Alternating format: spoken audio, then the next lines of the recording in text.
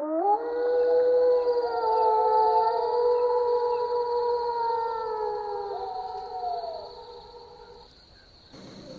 মাসুম, তুই আজ তাড়াতাড়ি বাজার ছেড়ে যাচ্ছিস কেন?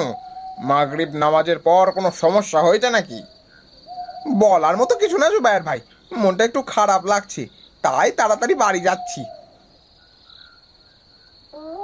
শোন, তোর হয়তো মনে নেই, আজকের রাতটা কিন্তু সহজ রাত নয়। গত বছর এই রাতে বাজারের সামনে যে ঘটনা ঘটেছিল, সে ভোলার মতো নয়।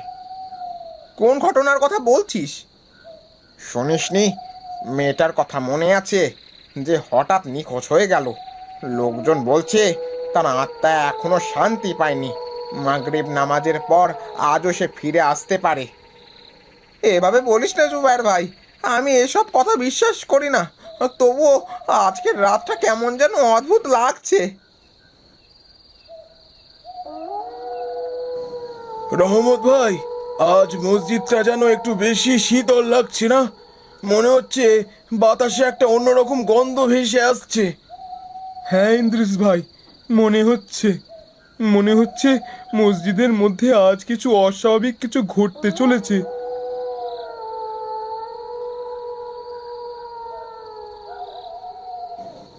আল্লাহ, মসজিদের পেছনে কি দেখলাম আমি? মনে হচ্ছে সাদা পোশাক পরে কেউ দাঁড়িয়ে আছে। কি বলছিস তুই? কোথায়? ওই পেছনে দেখ না, কেউ যেন দাঁড়িয়ে আছে।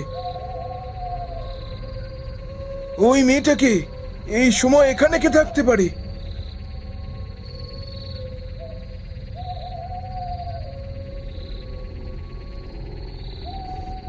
এ কি? এ আমার এ আমার মেয়ের আত্মা! আল্লাহ, আমার মেয়েটা আমার মেয়েটা ফিরে এসেছে নাকি? এটা অবিশ্বাস্য। আমরা সবাই কি একই জিনিস দেখছি?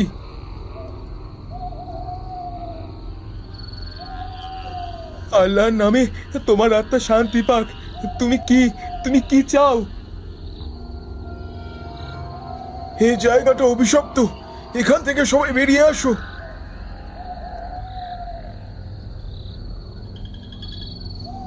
আল্লাহ, আমাদের পেছনে যেন কেউ আসছে। চুপ কর ছোটন, ভয় পাস না। আমরা তো সবাই একসাথেই আছি, আমাদের কোনো ক্ষতি হবে না। আল্লাহ, আমার কাঁধে কে হাত রাখলো? আল্লাহ, আমার মেয়েটা কি ফিরে এসেছে? তার আত্মা কি এখনো শান্তি পায়নি? রাবেয়া, তোমার মেয়েটা এই পুকুরের পানিতে ডুবে গেছে, কিন্তু শান্তি পায়নি। আজকের রাতটা আমাদের জন্য খুব কঠিন।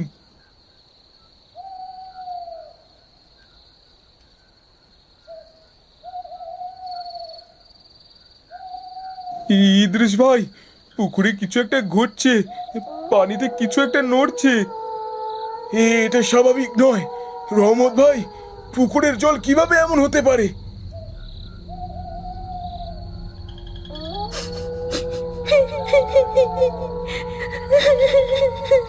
আমাকে কেউ শুনছে না।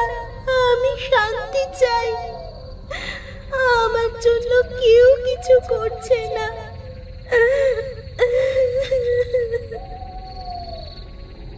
রহমত ভাই, আমরা কি এগিয়ে যাব? মনে হচ্ছে এখানে কিছু একটা যেন আমাদের জন্য ঘাপটি মেরে আছে। বাতাসে সেই অদ্ভুত গন্ধটা এখনো ভাসছে। হ্যাঁ ইদ্রিস ভাই, আমরা বরং এখানে দাঁড়িয়ে কিছু দেখি আশেপাশে কি হচ্ছে। তোমরা কেন এসেছো? এই জায়গা তোমাদের নয়। তোমরা এখান থেকে চলে যাও। আল্লাহর নামে বলো, তুমি কে? তোমার উদ্দেশ্য কি? রহমত ভাই, আমরা কি ভুল করছি? এই জমিটা, এই পুকুরটা সবই যেন একটা অন্ধকারের ফাঁদ। আমরা কোনো ভুল করিনি ইদ্রিস ভাই। আমাদের এই জায়গার অভিশাপ দূর করতে হবে, কিন্তু তা করার আগে জানতে হবে এই মেয়েটির কষ্টের কারণ কি। জুবায়ের ভাই, তুমি কি ওই আলোটা দেখতে পাচ্ছ? এই তাল গাছের নিচে এমন কিছু কখনো দেখিনি। হ্যাঁ ছোটন, আমি দেখছি। মনে হচ্ছে এখানে কিছু ঘটছে, কিন্তু এই আলোটা কিসের? ওখানে কেউ কি আছে? জুবাইর ভাই, আমাদের এখান থেকে পালানো উচিত। আমাদের এখন এখানে থাকা উচিত নয়। চুপ কর ছোটন, আমরা এই জায়গা থেকে পালাতে পারবো না। আমাদের জানতে হবে এটা কিসের ছায়া। তোমরা কেন এখানে এসেছো? তোমরা জানো না এই জায়গা অভিশপ্ত?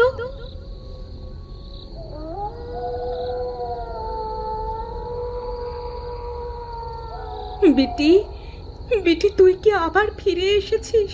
কিন্তু কেন ফিরে এলি বিটি? আম্মু, আমাকে শান্তি দাও, আমার কষ্ট এখনো শেষ হয়নি।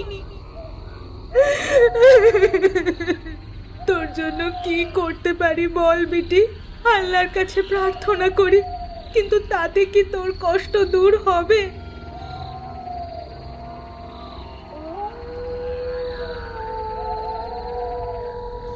রহমত ভাই, তুমি দেখছো এই মেয়েটা কিভাবে মসজিদের ভেতরে ঢুকতে পারলো? এই মেয়েটা বাস্তব নয় ইদ্রিস ভাই, এটা সেই আত্মা যার শান্তি হয়নি। কিন্তু আমাদের এখন জানতে হবে কেন সে মসজিদের ভেতরে ঢুকছে। আমরা কি কিছু করতে পারি? আল্লাহর নামে তোমার আত্মা শান্তি পাক। তুমি কি চাও? কিভাবে তোমাকে সাহায্য করতে পারি?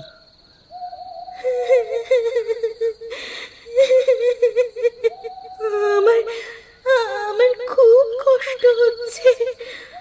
আমাকে আমাকে সাহায্য করো, আমার জন্য কিছু করো।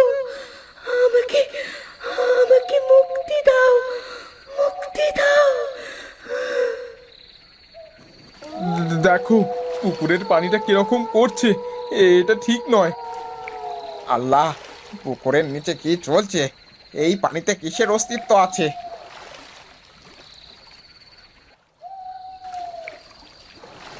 এই মেয়েটা কে? কিভাবে সে এখানে এলো? এই মেয়েটা আর কেউ নয়, সেই আত্মা যার শান্তি পায়নি। কিন্তু এখন আমাদের জানতে হবে কেন সে ফিরে এসেছে।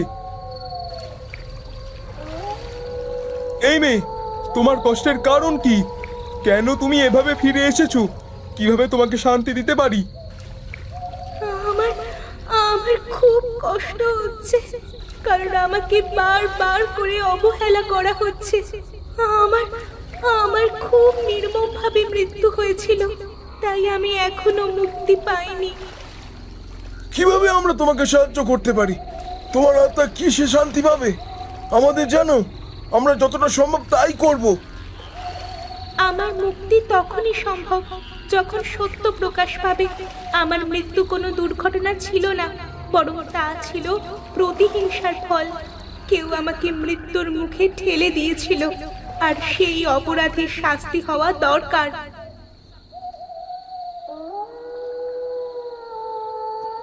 এই ট্রাকের ভেতরে কি আছে তা খুঁজে দেখতে হবে। হয়তো এখানে সেই রহস্যের কিছু প্রমাণ লুকিয়ে আছে। এই সোনার চুড়ি তো মেয়েটির মার। এই পাণ্ডুলিপিগুলোতে কি লেখা আছে?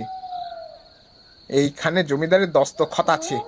এই পাণ্ডুলিপিতে লেখা আছে যে জমিদারের মেয়েটির মার প্রতি প্রতিশোধ নিতেই তাকে পুকুরে ডুবিয়ে দিয়েছিল, কারণ মেয়েটি তার মায়ের মতোই ছিল, গরিব এবং দুর্বল।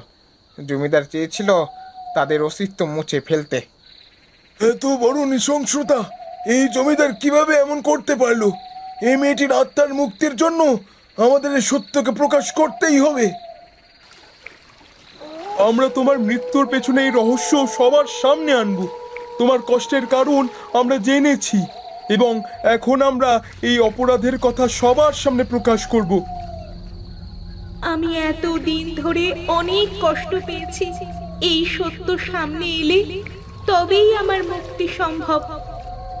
আমরা তোমার কথা সবার কাছে পৌঁছে দেব। তোমার আত্মা শান্তি পাক। আমরা এই অন্যায়ের প্রতিবাদ করব। আমরা জমিদারের এই কুকর্ম সহ্য করব না। এই পুকুর অভিশপ্ত, কারণ এখানে অন্যায় হয়েছে। আমরা এর বিচার চাই।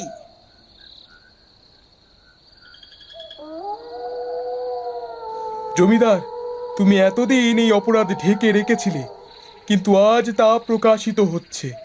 তোমার অন্যায়ের বিচার হবে। এই মেয়েটির আত্মা তোমার কৃতকর্মের জন্য আজও শান্তি পাইনি। আমি কিছুই করিনি, সবই মিথ্যে। আমার বিরুদ্ধে ষড়যন্ত্র করা হচ্ছে। তুমি অন্যায় করেছো জমিদার, এখন সেই অন্যায়ের বিচার হবে। তুমি আমাদের সামনে দাঁড়িয়ে আর কোনো মিথ্যে বলতে পারবে না।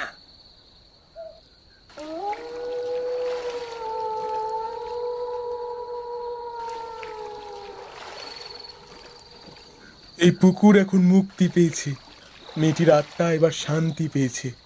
আল্লাহর রহমতে এই গ্রামে আবার শান্তি ফিরে আসুক। হ্যাঁ রহমত ভাই, আমরা আমাদের দায়িত্ব পালন করেছি। এখন এই মেয়েটির আত্মা মুক্তি পেয়েছে এবং আমাদের গ্রাম আবার অভিশাপ মুক্ত হয়েছে।